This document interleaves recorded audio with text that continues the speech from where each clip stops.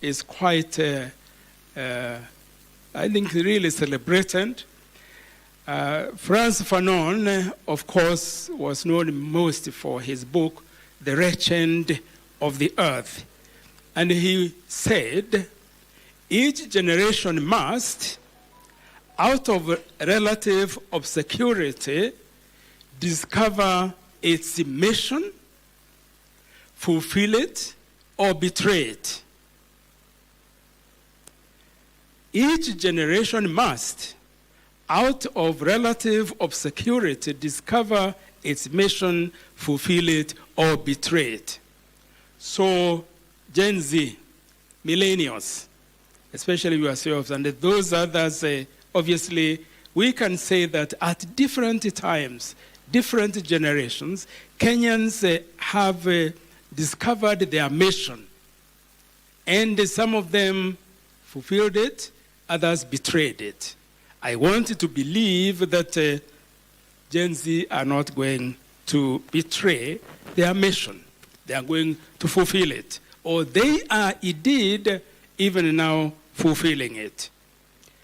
We launched the Transgenerational Conversations in September of 2024. And at the launch, we had 5 generations. All the generations that I have mentioned, plus one person representing generation silent generation. And that was last year, 103 years old, Mzee Gitu wa Kahengeri. How many of you have heard of the name Gitu Kahengeri?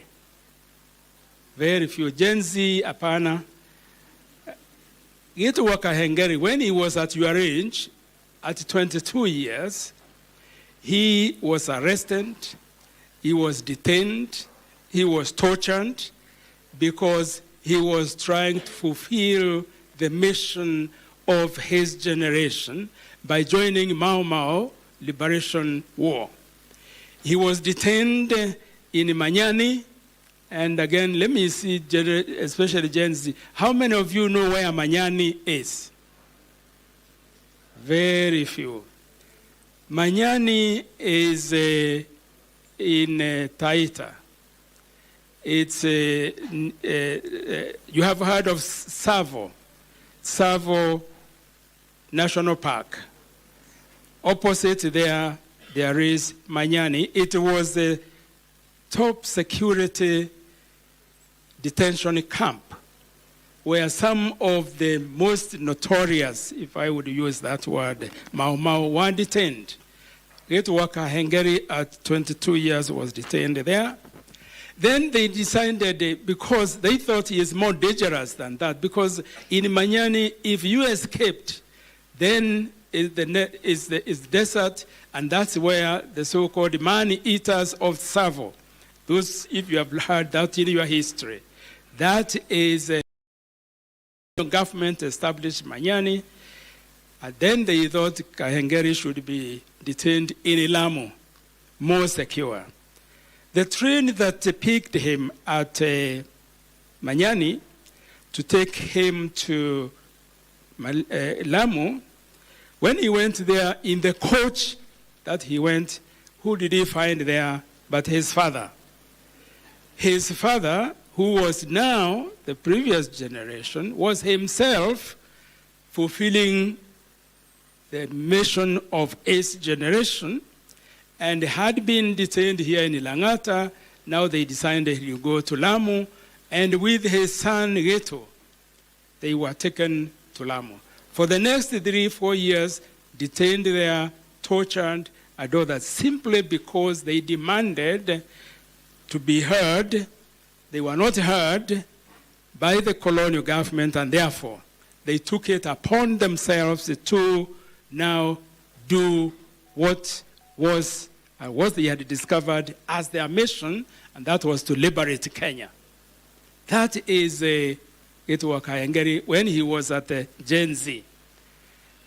Then we had also a boomer there, the former Chief Justice, William Mutunga, who also told his story.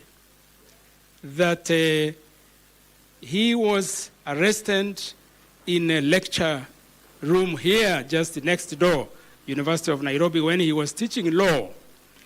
And he was whisked away, detained in Hola, and for the next 3 years he would be tortured and all that. So that's the story. So I'm describing this because it was another pivotal moment there when we invited Gen Z to join in the panel. They told us that no, we don't want it to be seen, we don't want to be identified, because we could be targeted, and therefore we don't feel secure. We pleaded with them, they said no. Okay, I said, then you can sit and listen. Now, after the testimonies of the older generations who